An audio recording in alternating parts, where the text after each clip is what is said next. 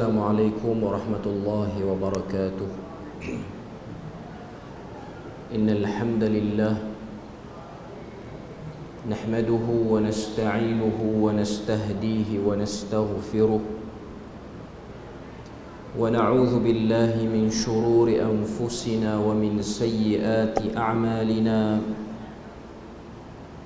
من يهده الله فلا مضل له ومن يضلله فلا هادي له. أشهد أن لا إله إلا الله وحده لا شريك له وأشهد أن محمدا عبده ورسوله. يا أيها الذين آمنوا اتقوا الله وقولوا قولا سديدا يصلح لكم أعمالكم ويغفر لكم ذنوبكم ومن يطع الله ورسوله فقد فاز فوزا عظيما. الحمد لله الذي بنعمته تتم الصالحات. ربنا آتنا من لدنك رحمة وهيئ لنا من أمرنا رشدا. اللهم آت نفسي تقواها وزكيها وأنت خير من زكاها أنت وليها ومولاها.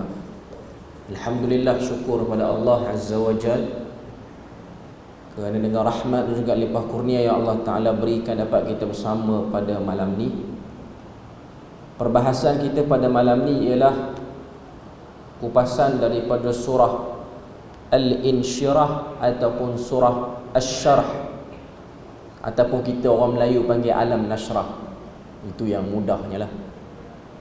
Surah Al-Insyirah ataupun surah Asy-Syarh ialah surah yang ke-94 kedudukannya dalam Al-Quran. Daripada 114 surah, dia yang ke-94, berada pada juzuk yang terakhir. Dan ianya bukan surah yang asing bagi kita. Kita hafal, kebanyakan kita ni hafal surah Asy-Syarh ataupun Alam Nashrah ni lah. Walaupun dia antara surah yang hujung dalam Al-Quran, tapi dari segi turutan penurunan dia antara surah yang awal, iaitu ianya adalah surah yang ke-12 diturunkan kepada Rasulullah sallallahu alaihi wasallam. Dan ianya turun ketika mana fasa dakwah Nabi ni masih lagi pada peringkat awal. Baru setahun dua Nabi terima wahyu di Gua Hira. Nabi terima beberapa ayat daripada surah Al-Alaq, Iqra' bismi rabbikal ladzi khalaq, yang mana kita tahu itu ialah titik mula yang disebut dengan nama Bad'il Wahyi, bermulanya wahyu turun kepada Rasulullah sallallahu alaihi wasallam. Kalau kita tengok dalam Al-Quran, dalam mushaf, ianya berada pada muka surat 596 dan ianya berangkai, duduk dekat dengan surah sebelumnya, iaitu surah Ad-Duha. Sebahagian pandangan para sahabat menyebutkan Ad-Duha dan Asy-Syarh seakan-akan satu surah. Dia taklah satu surah, tapi dia seakan-akan satu surah, sebab isi yang ada dalam surah Ad-Duha disinambungkan ke dalam surah Asy-Syarh, disambung. Maknanya ada hubung kait yang sangat rapat. Bahkan dari segi penurunan pun ianya turun selepas daripada surah Ad-Duha. Maknanya surah Ad-Duha surah yang ke-11 turun pada Nabi. Asy-Syarh surah yang ke-12. Pendek saja, 8 ayat. Dan ianya kalau kita tengok dari segi maksud makna nama surah tu Asy-Syarh ataupun Al-Insyirah, maksudnya ialah sesuatu yang melapangkan dada. Insyirahus sadr ataupun syarhis sudur. Maksudnya ialah dada lapang. Kerana apa? Kerana tidak terkesan dengan keadaan sekeliling. Okay. Surah Asy-Syarh dibahagikan oleh para ulama untuk menerangkan isinya pada dua bahagian. Bahagian pertama ayat 1 sampai ayat yang ketiga, dan bahagian yang kedua ayat yang keempat sampailah ayat yang ke-8. InsyaAllah perbahasan kita pada malam ni kita akan bahas semua sekali, dan kita nak tengok apa manfaat yang ada dalam surah ni. Pertama sekali kita kena tahulah, dia ialah surah yang ada hubung kait dengan surah sebelumnya, iaitu surah Ad-Duha. Saya tak sebut dan tak mulakan kita punya perbahasan dengan Ad-Duha, sebabnya dia akan jadi panjang, banyak benda kita nak cerita. Cuma kalau kita buka mushaf, kita akan tengok surah Ad-Duha ni dia ada 11 ayat. Allah Ta'ala telah bersumpah dengan satu fasa waktu, iaitu waktu matahari baru terbit, yang dinamakan dengan duha. Kita pun sebut dengan waktu duha lah. Orang Melayu pun faham bila mana sebut waktu duha ni, ialah waktu sekitar tak sampai 3 jam selepas daripada terbitnya matahari. Itu ialah disebut dengan waktu duha. Dalam 11 ayat tu kita akan tengok ada satu ayat. Ni saya cerita intro dia sebelum kita masuk ayat pertama surah Al-Insyirah ataupun Al-Syarh ni, untuk kita nampak hubung kait dia dulu. Bila mana kita tengok dalam surah Ad-Duha ni, dia ada satu ayat, iaitu ayat yang ke-6. Allah Ta'ala sebut alam yajidka yatiman fa'awa. Ayat yang ke-6 tu kalau kita tengok dalam surah Ad-Duha, Allah Ta'ala sebut alam yajidka yatiman fa'awa. Bukankah dia telah mendapati engkau berada dalam keadaan yatim piatu, lalu dia memberikan perlindungan. Ayat tu dia punya intonasi dia dan dia punya bentuk dia ialah ayat yang berbentuk soalan, tapi soalan yang bukan berhasrat ataupun datang daripada penanya yang tak ada maklumat. Yang tanya tu ada maklumat, dan cara dia tanya tu bukan dia nak suruh jawab, tapi nak suruh beri perhatian pada benda lain. Dia macam kadang-kadang sarkastik jugalah cara lontaran soalan tu. Alam yajidka yatiman fa'awa. Tidakkah engkau dapati kamu yatim, kemudian kamu diberi perlindungan? Maknanya soalan tu bila mana sampai kepada Nabi, ayat tu bila mana sampai kepada Nabi, bukanlah Nabi kena jawab, ya saya memang yatim, cuma sekarang dah elok dah. Kalau jawab macam tu memang tak reti lah, memang otak dia tak berapa center. Itu ialah ayat yang bermaksud perhatian, ataupun kita sebut dalam istilah istifham inkari. Satu kata tanya yang suruh tengok benda lain. Dia macam dalam Quran tempat lain Allah Ta'ala sebut tentang kisah Nabi Musa bila mana dia dapat tongkat yang merupakan mukjizat dia. Bila mana Nabi Musa dapat tongkat tu, Allah Ta'ala pun tanya pada Nabi Musa, "Wama tilka biyaminika ya Musa?" Apa yang ada pada tangan kananmu wahai Musa? Bukanlah Allah Ta'ala nak suruh Musa jawab, inilah tongkat. Tak padan.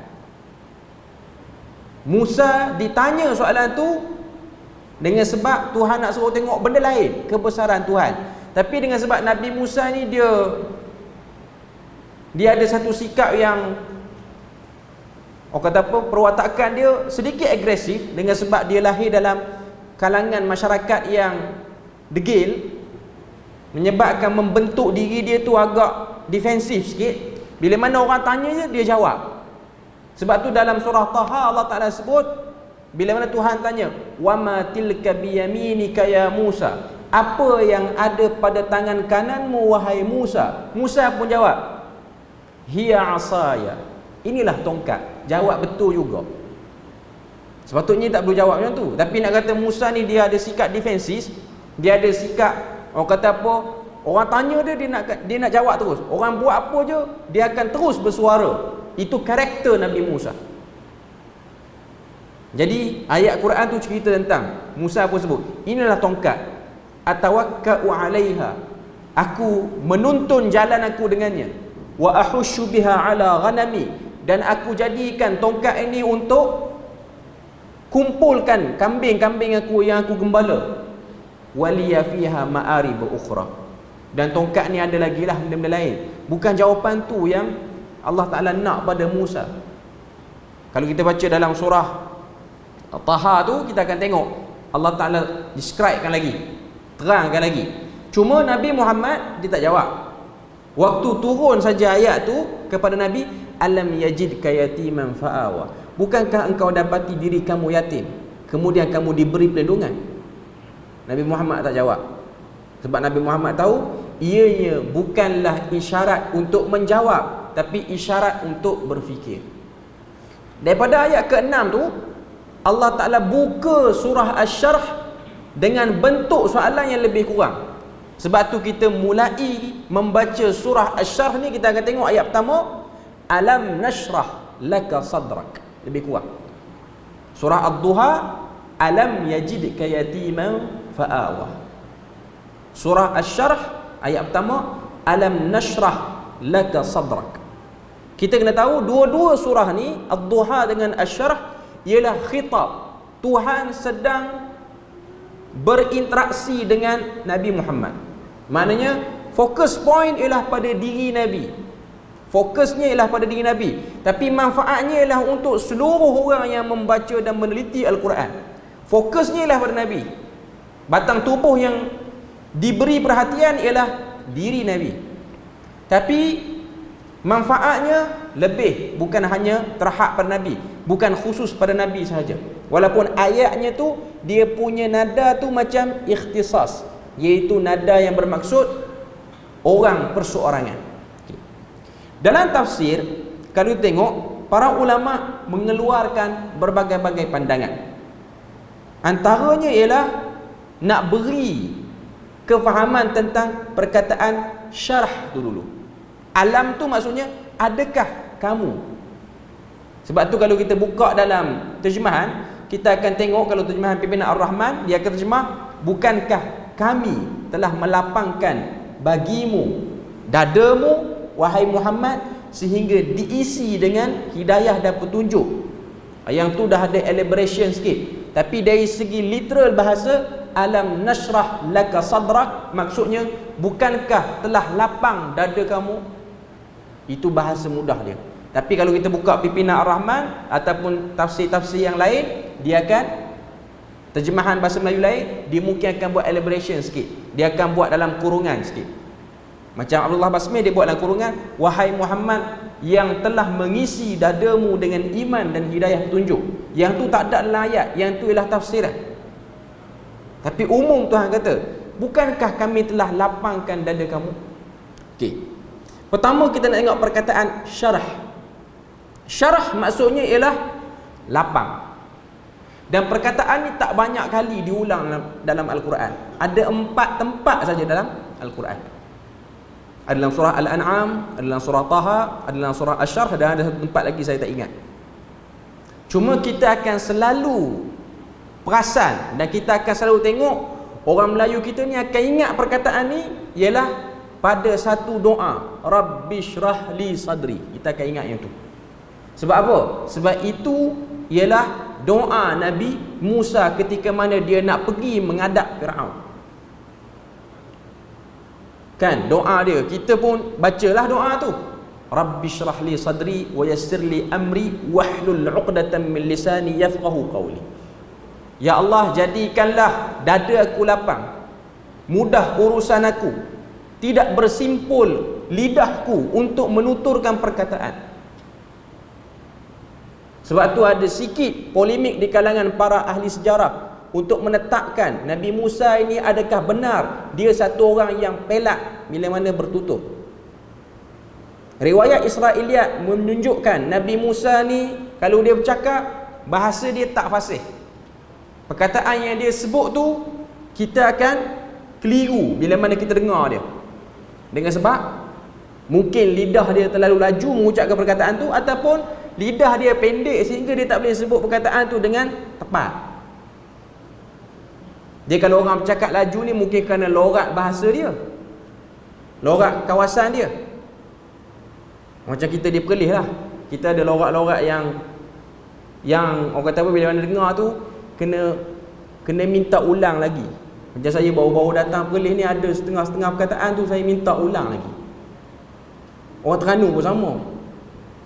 Orang Terengganu ni dia ada satu daerah, Kuala Berang ataupun Hulu Terengganu ni, yang tu ialah bahasa dia tak sama dengan orang-orang di daerah lain. Daerah lain tu normal lah, tuan-tuan tahulah orang Terengganu cakap macam mana. Cuma daerah Kuala Berang ni dia lain sikit. Tapi kalau nak kata orang Terengganu tu kalau cakap bodoh mu, hak tu tak betul. Hak tu seorang tu je. Okey. Cuma nak katanya itu tak betul lah. Cuma nak katanya, kalau tuan-tuan dengar, tuan-tuan akan tengok dia bukan lidah dia pendek, dia bercakap tu laju.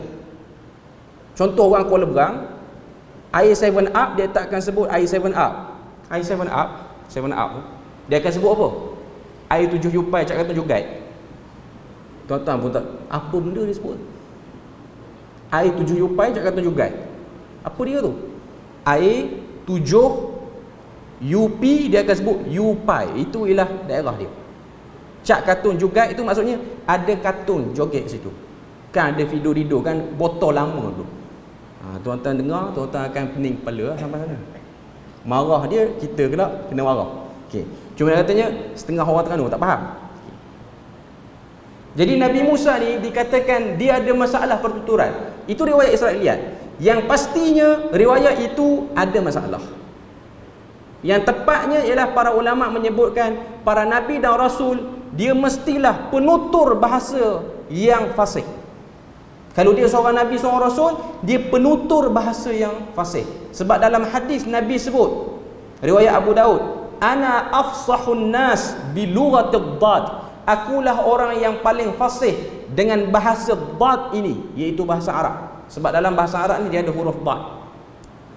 Cuma kenapa doa itu diucapkan oleh Nabi Musa? Kerana menjadi kebiasaan bagi mana-mana orang nak menghadap satu orang yang sombong dan satu orang yang ada kuasa, rasa gerun tu datang. Dia tak pelat, dia bukan jenis cakap terketak-ketak, tapi bila mana tahu orang yang kita nak hadap tu ada kuasa, kadang-kadang kita tu jadi tersekat nak bercakap dengan dia, tak lancar kita. Sebab itulah doa Nabi Musa, wahlul 'uqdatam min lisani, uraikanlah belitan yang ada pada lidahku supaya waktu aku berhujah jelas, tak ketar, tak takut, tak sangkut. Itu antara argumen yang disebutkan oleh para ulama. Jadi perkataan asy-syarah maksudnya lah minta dilapangkan dada. Maknanya jiwa rohani ni, spiritual kita ni, emosi dalaman kita ni dihilangkan daripada keserabutan. Sebab surah Ad-Duha Tuhan cerita tentang luaran, cerita tentang nikmat-nikmat zahir. Sekarang ni surah Asy-Syarh nak cerita tentang nikmat batin yang Allah Ta'ala beri pada Nabi. Antaranya ialah emosi yang stabil. Satu orang yang nak jadi tokoh, satu orang yang nak jadi penyampai kepada orang, orang yang nak bawa kerja islah orang ni, antara perasaan yang perlu ada pada dia ialah tenteram, lega.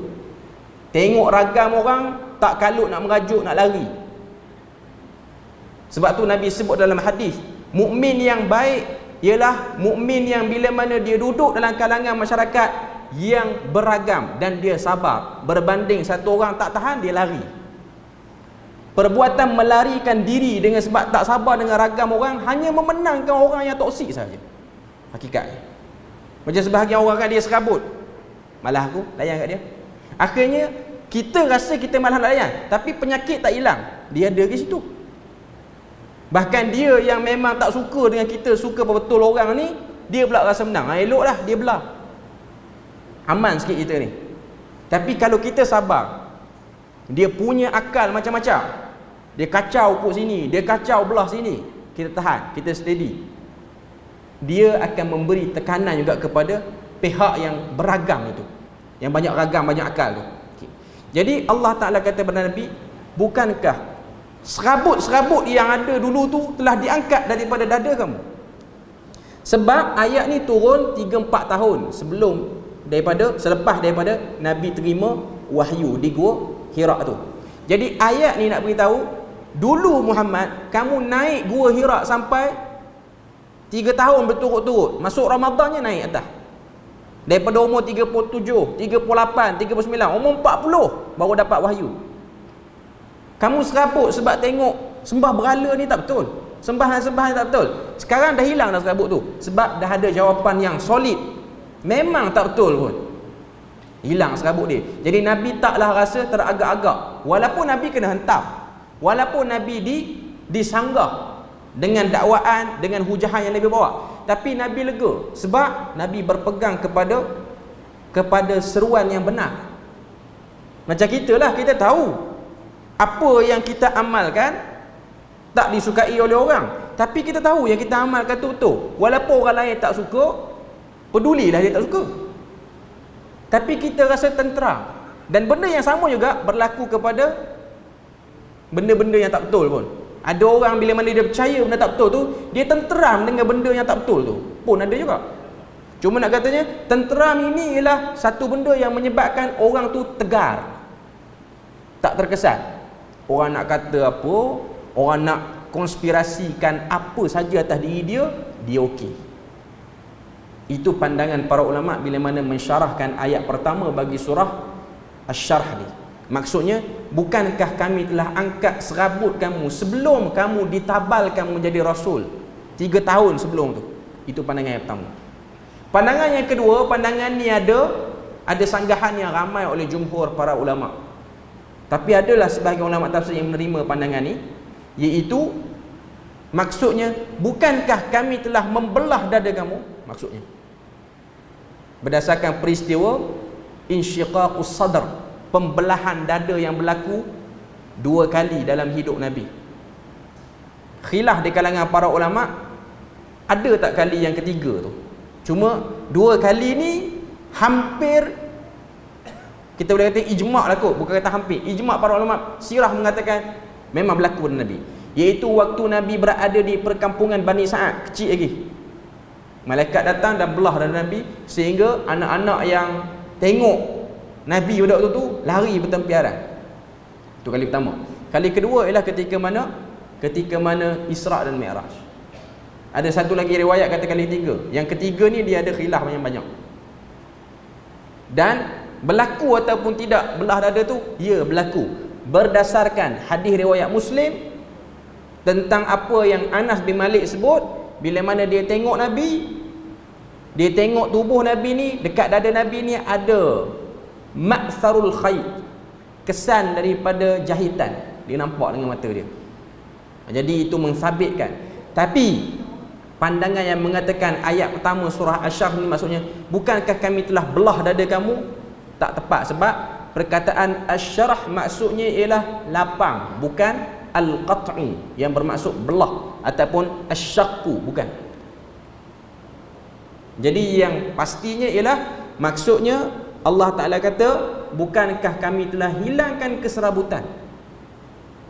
Dan ada satu lagi pandangan mengatakan ayat ni turun ketika mana lama dah wahyu tak turun pada Nabi ni, Nabi jadi serabut, akhirnya turun, lalu hilanglah rasa serabut Nabi tu. Jadi ada 3 pandangan untuk bab ni. Cuma poinnya ialah satu orang yang nak berhadapan dengan ragam manusia, antara benda yang dia kena ada ialah lapang dada. Untuk Nabi, Allah Ta'ala berilah sebagai kurnia pada Nabi. Untuk kita kena berusaha dan berlatih untuk dapat benda tu. Kita kena buat latihan, baru kita akan dapat. Selagi kita tidak menghadap ragam orang, tak tahulah kita tu lapang ataupun sempit dada. Cuma normalnya satu orang bila mana dia tak tahan, dia akan sempit dada. Tapi bila mana dah selalu kena, dia pandai dah tackle dan ejah diri dia, tak terkesan dengan ragam orang. Tak terkesan ni bukan makna tak peduli, tapi tahan dan berusaha lagi untuk membaiki orang tu. Okay. Kemudian ayat yang kedua, Allah Ta'ala sebut pada ayat yang kedua, wa wada'na 'anka wizrak, dan kami hilangkan daripadamu beban. Wa wada'na maksudnya diangkat. Wa wada'na maksudnya ialah angkat sesuatu dan letak ke bawah. Itu maksudnya. Allah Ta'ala kata, kami telah angkat daripada kamu beban. Wizrak, perkataan yang menjadi, orang kata apa, menjadi perbahasa di kalangan para ulama ialah perkataan wizrak. Wizrak bermaksud beban yang tak termampu untuk ditanggung. Tak mampu kita nak tanggung. Dia berbeza dengan alhamlu. Alhamlu tu maksudnya satu benda yang kita boleh, berat juga tapi boleh bawa dengan tenaga kita. Tapi wizr ialah benda yang memang kita tak mampu. Dan sebahagian para ulama kata ia juga bermaksud dosa. Sebab tu ayat kedua ni kadang-kadang sebahagian para ulama tafsir kata, bukankah kami telah jadikan kamu tak terlibat dengan dosa? Pun ada pandangan kata macam tu. Yang kedua kata, bukankah kami telah angkat daripada kamu serabut dan juga beban-beban yang tak sepatutnya ada pada kamu. Antara beban yang diangkat daripada Nabi ialah tak perlu fikir kenapa orang lawan, tapi perlu fikir macam mana nak kempen. Tu je. Nabi tak perlu fikir macam mana orang tak boleh terima. Kalau fikir yang tu tak keluar rumah, tak buat kerja dah sekali. Allah Ta'ala hanya suruh Nabi berterusan menyampaikan tanpa mempedulikan orang respon elok ataupun orang respon tak elok. Cakap ya. Itu tugas dia. Ayat yang ketiga, allazi anqadha dhahrak, yang bermaksud yang telah memberatkan belakang. Anqadha maksud dia mematahkan, meleraikan. Bila mana beban tu letak atas belakang, patahlah belakang tu, ataupun sakitlah belakang, ataupun mesti akan terkesan belakang. Maknanya Allah Ta'ala kata pada ayat ketiga ni, kami hilangkan beban itu. Cuma kalau tuan-tuan buka terjemah Indonesia, dia akan terjemah apa? Allazi anqadha dhahrak, yang memberatkan punggungmu. Jangan kita terfikir, oh, tak sakitlah punggung Nabi kot. Tak. Indonesia belakang ni dia panggil punggung juga. Sebab tu kalau pergi bercuti ke Indonesia, nak beli souvenir, alat garu belakang tu dia akan sebut alat garu punggung. Kan alat garu belakang yang ada jari tu, alat tu Indonesia panggil ini alat garu punggung. Jangan kita kata pendek ni kena panjang sikit lagi, sebab punggung duduk kat bawah. Tu tahulah orang Malaysia tu kalau yang tanya tu. Sebab kita panggil punggung, kita utara panggil apa? Pungkung. Dia lagi dalam penggunaan perkataan dia tu. Okay. Cuma nak katanya terjemah Indonesia dia akan sebut allazi anqadha dhahrak, yang mematahkan dan memberatkan punggungnya. Punggung tu bukan punggung, tapi ianya bermaksud belakang. Jadi Allah Ta'ala kata wizrak, kalau diletakkan ke atas belakang kamu, kamu tak akan mampu, kamu akan jatuh dan kamu akan rebah. Kami buang benda tu, kami angkat semua benda tu daripada diri kamu. Kamu tak akan rasa berat. Okay. Habis untuk bahagian pertama surah Asy-Syarh. Daripada 3 ayat ni Allah Ta'ala sebut alam nashrah laka sadrak, bermula dengan soalan, bukankah kami telah hilangkan rasa serabut, kami lapangkan dada kamu. Tadi kita sebut lapang dada, maksud dia apa? Lapang dada daripada masalah duk terfikir sembah berhala ni betul tak betul. Jawapannya tak betul dah. Sebab tu datangnya wahyu untuk terangkan. Ataupun serabut dalam dada Nabi tu bermaksud wahyu yang terputus. Sebab ada fasa wahyu tu terputus. Sebab kalau kita baca hadis Badi'il Wahyi ni, kita akan tengok bagaimana Nabi ni daripada perasaan takut berubah menjadi perasaan rindu nak tunggu wahyu. Mula-mula takut, jumpa Jibril kali pertama sampai demam. Kali kedua pun sama. Bila mana kali kedua tu nak pergi ke kali yang seterusnya, dia stop lama, menyebabkan Nabi ni tu tunggu-tunggu bila nak datang. Ke malaikat dah terasa hati, setiap kali dia datang aku jadi lain macam. Perasaan yang takut berubah jadi perasaan rindu. Jadi perasaan tu tak syok dalam diri Nabi. Lalu turun surah Asy-Syarh beritahu, kami dah angkat. Sekarang ni kamu dah dapat wahyu dah ni. Wahyu akan turun berterusan kepada kamu. Jangan risau. Cuma nak katanya ialah poin yang paling penting.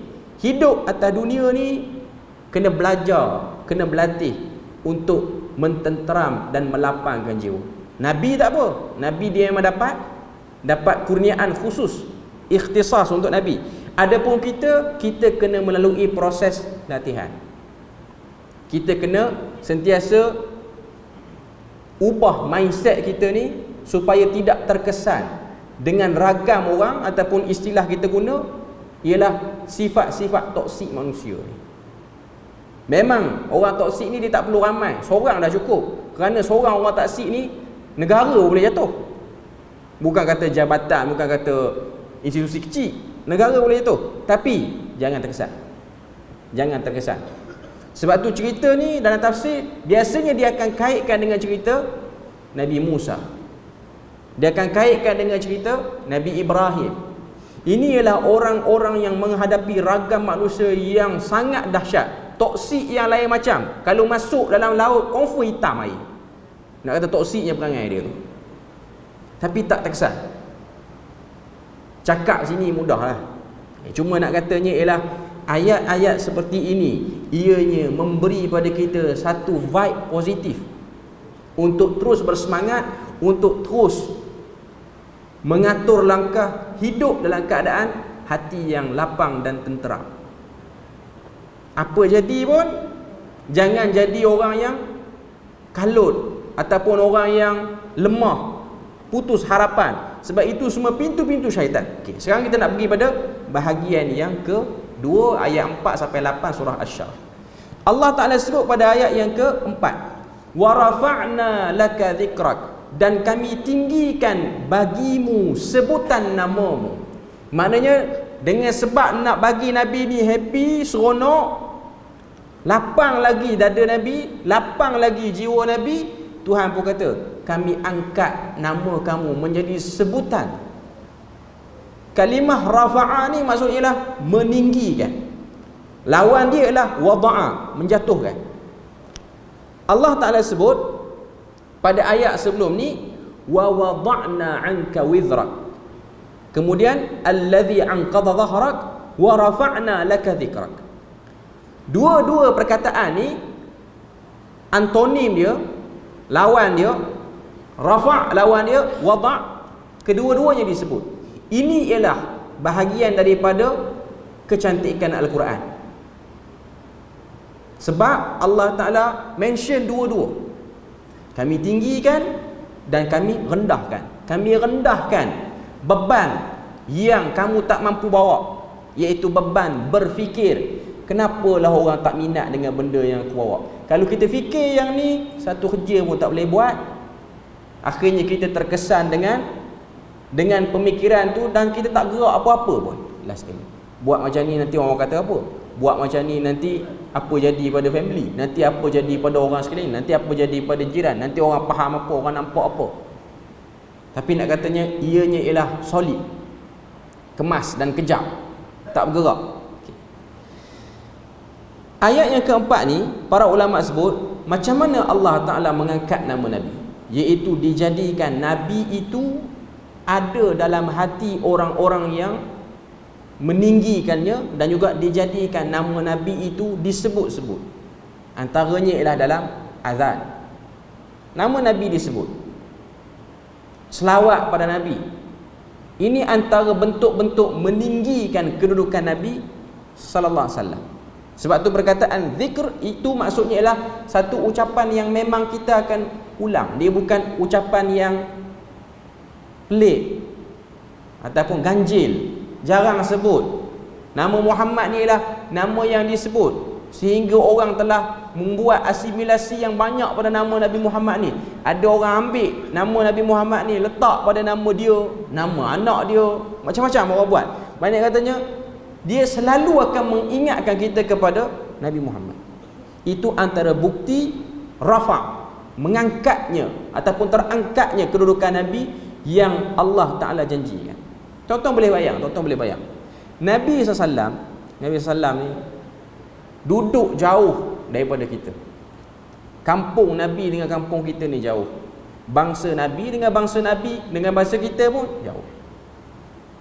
Kita Malaysia, Kuala Perlis ni nak sampai ke Madinah. Madinah tu pun bukan kampung Nabi. Mekah 16,000 ke 17,000 km.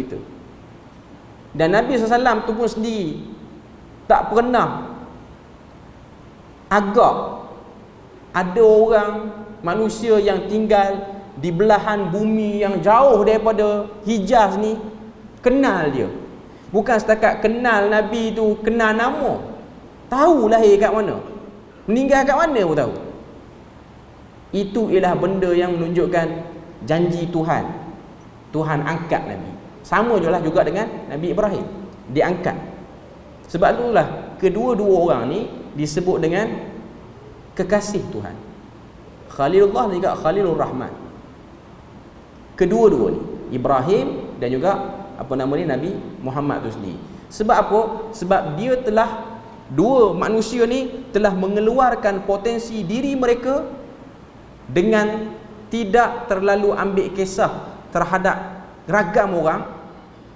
Satu, tak ambil kisah.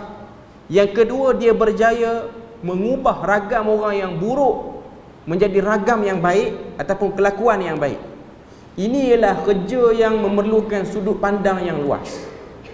Kalau dia punya target dia rendah, dia tak akan boleh buat kerja ni. Sebab tu ada sebahagian orang dia fikir, macam mana kita nak buat pada generasi kita ni. Kita pun sediakan macam-macam. Kita sediakan plan untuk dia belajar sampai peringkat ni. Tapi jarang orang fikir, kita nak bagi dia selamat sampai dalam kubur pun dia boleh jawab elok soalan. Orang tak fikir dah yang tu. Sekolah-sekolah ke universiti dia tak fikir. Graduan-graduan kita ni kita kena pastikan masuk kubur nanti pun tak sangkut. Yang tukang fikir tu pun tak tahu lepas ke tak lepas lagi. Sebab apa? Sebab benda tu bukan menjadi keutamaan. Tapi Nabi ni dia fikir benda tu. Dalam hidup dia ni, dia ada portion, dia ada benda yang dia fikir. Sebab tu ada hadis riwayat daripada Anas bin Malik. Bila mana Anas tengok Nabi ni selalu duk ucap doa, ya muqallibal qulub, tsabbit qalbi ala dinik. Wahai Tuhan yang membolak-balikkan hati, bolak-balikkan hatiku di atas agama dan ketaatan. Sehinggalah Anas bin Malik ni dia tanya dan dia kata pada Nabi, ya Rasulullah, amanna bik wa amanna bi kitabikal ladzi unzila alaik. Kami beriman pada kamu dan kami beriman kepada kitab yang diturunkan kepada kamu. Adakah kamu bimbang kami ini akan gelong ke lain lepas kamu wafat? Anas ni dia try nak tenteramkan hati Nabi supaya Nabi ni tak rasa risau. Kalau Nabi wafat, sahabat-sahabat ni follow, ikut elok ataupun tidak apa yang Nabi bawa. Jadi dia kata, jangan risaulah, kita orang ikut. Nabi kata, tak, aku risaukan kepada kamu semua. Sebab sesungguhnya hati itu akan berbolak-balik dan hati itu berada di antara jari daripada jari-jari Allah. Ni hadis mutasyabihat. Allah Ta'ala membolak-balikkan ke arah mana yang dia nak, mengikut kepada kecenderungan pemilik hati itulah kita sendiri. Maknanya tuan-tuan boleh bayang, Nabi bimbang kepada generasi yang dia nampak dengan mata dia. Dia bimbang. Apatah lagi generasi yang lebih lagi. Sebab tu dia pernah minta doa pada Allah Ta'ala, jangan jadikan umat aku ni berselisih. Tapi doa tu tidak dimustajabkan. Dia bimbang lah, dia tahu. Dan kita sekarang ni duk menghadapi masalah tu lah. Masalah tu lah yang menyebabkan orang bergaduh. Masalah tu lah juga bergaduh di kalangan orang ramah, bergaduh juga di kalangan bidang lain pun. Bergaduh jugalah kita dengan pasangan hidup. Masalah tu lah tu, iaitu masalah berkaitan dengan bagaimana Tuhan membolak-balikkan hati. Benda ni Nabi fikir sehingga Nabi minta. Kalau Nabi tak fikir, biarlah, yang penting aku selamat. Dia orang suka hati lah, dia orang nak bergaduh ke, dia orang tak nak bergaduh ke. Itu fikir kita. Tapi fikir Nabi tak. Dia fikir sampai ke tahap tu, sampai kepada portion tu, bahagian tu pun dia ada. Okay. Kemudian Ayat yang kelima dan ayat yang keenam. Ayat yang kelima dan ayat yang keenam ni ialah ayat yang digandingkan selalu. Fa inna ma'al usri yusra. Inna ma'al usri yusra. Okay. Kalimah inna kita maklum, ianya ialah sebuah takkid ataupun kata penguat. Yang nak dimaksudkan di situ ialah tidak syak lagi, penekanan. Tidak syak lagi. Maksudnya apa? Sesudah kesulitan akan datang kemudahan. Fa inna ma'al usri yusra. Sesungguhnya tidak syak lagi, bersama-sama dengan susah itu akan datang kesenangan. Al-usri ada alif lam, yusra tak ada alif lam. Usri maksud dia susah. Tapi bila mana ada alif lam, dia bukan semua jenis susah. Certain saja, setengah-setengah saja. Tapi bila mana kamu kena susah, di setiap satu susah, kata sebahagian ahli tafsir, antaranya Ibn Kathir, maka akan didatangkan lebih pada satu jalan kesenangan. Yang itu kita kena yakin, itu bergantung pada jiwa kita. Tuhan kata, sesungguhnya bersama dengan kesusahan itu akan datang kesenangan demi kesenangan. Sebab tu susah yang berlaku pada Nabi ni susah duduk di Mekah ni. Bimbang. Memang terlintas dalam benak fikiran Nabi terlintas. Berat kita dakwah di Mekah ni tak jalan. Sehinggalah Allah Ta'ala senangkan dakwah Nabi dengan datang orang yang jauh beratus kilometer daripada Yasrib datang. Nabi pun tak sangka orang Yasrib nak ikut Nabi. Siapa yang menjadikan hati orang-orang Yasrib itu boleh percaya dan yakin pada Nabi? Kita kena tahu, kalau kita tengok dalam sirah, waktu tu di Yasrib ni tengah hangat nak pilih pemimpin. Macam sekarang lah nak PRN, tengah hangat nak pilih pemimpin. Dah ada nama dah pun. Nama siapa? Abdullah bin Ubay. Tapi ada orang-orang daripada Yasrib ataupun Madinah sekarang, dia pergi Mekah, dia tengok orang kata pada Nabi tukang sihir. Ada orang yang volunteer nak berubat Nabi, antaranya Dimat Al-Azdi dalam hadis riwayat Muslim, volunteer sebab tahu Nabi sakit. Tapi tahu Tuhan datang ke orang jauh sangat. Akhirnya dia duduk situ, dia menyampaikan situ. Sebab tu saya kata pada diri saya sendirilah. Dulu waktu saya belajar sekolah menengah, saya memang nampak habis belajar saya duduk Terengganu, tak balik dah, tak pergi ke lain. Mesti akan duduk situ. Kita duduk teringat sekolah menengah kita, mesti kita akan mengajar situ, kerja situ. Tak pernah saya terbayang jauhnya saya tercampak sampai ke sini. Dan bercakap di sini, berkuliah sini, kerja di sini, cari makan di sini. Benda tu tak ada plan. Saya tak pernah plan pun. Tapi nak katanya di setiap susah. Sebab memang ada cerita dah, tak nak cerita dah sini sebab ada live. Jadi panjang cerita pula nanti. Okay. Cuma nak kata ada cerita. Waktu yang saya kena sempit tu, yang sempit yang rasa macam tak boleh dah aku ni. Cakap ni orang cari pasal. Waktu orang cari pasal dengan saya tu, saya ingat habis semua grup asatizah di Terengganu masuk video saya ni, masuk semua orang tahu. Tok guru yang pakai serban macam jok durian. Jok durian tu. Jok durian tu yang baku durian tu. Semua hentak. Saya waktu tu sempit yang sangat-sangat. Duk rasa macam penat dah aku. Tak dapat. Akhirnya datang. Tak nak ceritalah macam mana boleh datang sini tu. Nanti macam saya sebut panjang cerita. Cuma nak kata waktu tu tiba-tiba dia datang. Cuma optimis lah pada waktu tu. Sehingga mak saya sendiri pun dia tak yakin dah dengan saya boleh meneruskan. Sehingga dia kata, itulah kuliah jangan kata korang. Jangan kata orang. Kan dah susah. Saya lagi down bila mak kita sendiri kata macam tu. Kita tu apa? Patut dia bagi semangat, dia pula yang bagi kita lemah semangat. Okay. Tapi last sekali saya datang sini lah. Cuma nak katanya, waktu tu memang rasa sempit. Memang rasa macam tak boleh hidup lah. Dalam ayat ni 5 dan 6 Tuhan ulang 2 kali menunjukkan ianya ialah janji yang pasti. Di setiap kesusahan pasti akan datang kesenangan yang berbagai-bagai. Kemudian ayat yang ke-7 kita nak berhabis juga sebelum pada kata apa sebelum kita solat ni, Tuhan kata fa idza faraghta fansab. Apabila kamu selesai pada urusan satu urusan, maka fansab, kamu buatlah dengan bersungguh-sungguh pada urusan yang lain. Para ulama tafsir sebut fa idza faraghta, bila mana kamu sudah bergelumang dengan urusan dunia, ragam orang yang macam-macam dah hadap dah ni, hari yang kamu beri ni, fansab, maka kamu letihkan diri untuk balik mengadu pada Tuhan pula. Baru dia akan balance benda tu.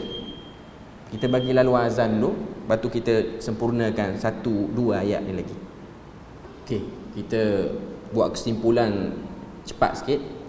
Tuhan kata pada ayat yang ke-7, lepas Tuhan cerita macam mana Tuhan lapangkan dada Nabi, Tuhan angkat segala beban pada Nabi.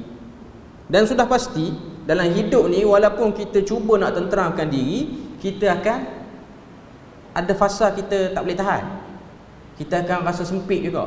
Ayat ke-7 ni Tuhan kata, bila mana faraghta, kamu dah selesai. Faragh ni maksud dia kosong. Kamu dah selesai urusan dengan manusia, menghadap bermacam-macam orang kerana orang, fansab. Fansab tu dalam bahasa Arab maksudnya ialah letihkanlah diri. Letihkan diri untuk apa? Untuk berkomunikasi dengan pencipta kepada makhluk tu, iaitu Tuhan. Sebab memang ubat yang paling mujarab untuk berhadapan dengan ragam orang ni ialah memperbaiki hubungan dengan Tuhan degatlah sekali. Cubalah bercuti sampai 2 bulan pun tak akan jalan. Ada orang serabut malah layan orang, saya nak pergi bercuti. Pergi bercuti di luar negara, pergi luar negara jumpa ragam baru pula, serabut pula, tambah lagi cuti, tak hilang. Sebab apa? Sebab di mana yang namanya dunia lagi tak mati, kita akan menghadap ragam yang berbagai-bagai. Jadi Tuhan kata fansab. Ayat ni khusus pada Nabi, ikhtisas dia pada Nabi. Tapi kita pun dapat manfaat dan dapat satu faedah dia, ialah ubat mujarab untuk menghadapi ragam manusia ialah membaiki hubungan dengan Tuhan. Sebab tu Abdullah bin Mubarak dan tokoh-tokoh yang lain, bila mana dia orang dapati masalah dalam hidup, hatta datang tunggangan ni, kenderaan tunggangan ni, dia degil. Dulu binatang dulu bila mana dia mengagam, dia tak nak bagi orang naik atas belakang ni. Itu pun spoil lah kita. Macam sekarang kita ada kereta tak nak hidup lah. Okay. Kata Allah Mubarak, tidak ada yang menyebabkan benda ni berlaku melainkan ada renggang pada hubungan aku dengan Tuhan. Hatta ada setengah ulama yang lagi halus, rumah semut banyak, letak makanan apa je akan ada serangga lain urung, ataupun letak makanan apa cepat basi, mesti dia orang akan nampak hubungan dia orang dengan Tuhan. Macam kita sekarang kalau nak cari pest control, apa banyak semut, cari reset fuma killer ni, tak fikir lagi lah dosa, tak nampak lagi lah yang tu. Okay.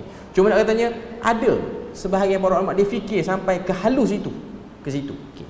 Jadi fansab, perpanjangkanlah ucapan kamu, komunikasi kamu dengan Tuhan. Sebab tu ada riwayat Nabi salat sampai letih, sampai muka kaki Nabi, sebab mungkin Nabi penat menghadapi ragam orang. Jadi dia habiskan masa di situ. Macam Nabi-Nabi lain pun macam tu, menghadapnya masalah orang, dia akan terus pergi pada Tuhan, dan dia panjangkan dia punya, orang kata apa, munajat dia kepada Tuhan. Okay. Ayat yang terakhir Allah Ta'ala sebut, ayat yang ke-8, wa ila rabbika farghab, dan kepada Tuhanmu lah tempat terakhir sekali untuk kamu serahkan urusan kamu. Terakhir ni bukan maknanya kita lepas dah serabut semua tu, daripada awal tu kita kena berhadap pada Tuhan. Tapi waktu kita dah rasa macam tak ada jalan lain dah, tak nampak jalan, cuba try apa semua, tak nampak jalan betul, maka farghab, di situ kamu kena beri pengharapan pada Tuhan. Cukuplah kamu rasa kamu paling cerdik fikir macam mana boleh tackle masalah ni, boleh tackle isu ni. Kamu kena sedar ada fasa Tuhan jadikan kamu stuck sekejap, tak jadi. Ada orang dia boleh hejah ragam orang, dia boleh hejah macam-macam. Ni saya kata pengalaman, saya pernah bawa orang pergi umrah. Satu orang doktor psikologi, pakar psikologi, dan dia memang ada doktor sampai PhD. Dia consult orang supaya jangan tertekan dengan hidup. Dia ni doktor dan dia tak kahwin, lelaki. Kita dengar lelaki tak kahwin ni, berumur ni lain macam sikit lah. Dah lah dia duduk sebilik dengan saya pula. Sehinggalah dia kata, saya tak seronok hidup. Dia pandai nasihat orang suruh hidup seronok, tapi time hidup dia tak boleh. Dia stuck. Sebab dia kata masalah yang dia hadapi ni tak ada dalam silibus yang dia belajar dulu. Itu je alasan dia. Cuma saya nak katanya ialah, sampai tahap tu kita kena minta kepada Tuhan yang buat masalah tu lah. Sebab masalah tu jadi sebab izin daripada dia kan. Mungkin ada apa benda yang kita tak buat, ataupun kita terlalu sombong sangat, tak nak rasa kata apa Tuhan tu tempat untuk kita minta tolong. Kadang-kadang dia sulitkan lagi. Inilah intipati daripada sifat Ar-Rahim dan Ar-Rahman yang kita duk baca. Sebab ada orang dia faham Ar-Rahman tu maksudnya lah Tuhan Maha Pemurah bagi segala nikmat. Imam Al-Baydawi dia kata antara Rahmannya Tuhan tu dia susahkan kita sikit, Rahimnya Tuhan tu dia susahkan kita sikit, supaya kita bermunajat pada dia. Lagi tak susah, lagi tu tak munajat. Jadi kena susah. Sebab tu dia berputar tak keluar. Lagi dia sombong tak nak munajat, lagi tu susah tu tak lari pada diri dia. Sebab poin dia ialah nak supaya orang tu bermunajat. Jadi kesimpulan akhir 8 ayat yang kita bahas daripada surah Asy-Syarh ni ialah tenteram jiwa itu ialah benda yang perlu diusahakan. Untuk kita lah, untuk Nabi dia hadiah dan kurniaan Tuhan. Untuk kita ni, kita yang kena berusaha ke arah tu. Ragam manusia tak akan selesai, dan kita kena ketahui setiap ragam yang kita hadapi Tuhan akan sulami dengan kesenangan ataupun pelepasan. Dia tak ada orang ni dia susah sampai tak berhenti susah dia. Lama dia kena susah pun last sekali dia boleh keluar. Sebab itu janji Tuhan. Okay. Jadi kita berpada situ je untuk malam ni. Moga Allah Ta'ala beri rahmat dan berkat, dan insya-Allah pada kali akan datang kita akan pilih surah-surah lain yang ringkas untuk kita ambil manfaat dan faedah daripadanya. Setakat tu saja. Subhanakallahumma wa bihamdik, asyhadu an la ilaha illa anta wa astaghfiruka wa atubu ilaik. Wassalamualaikum warahmatullahi wabarakatuh.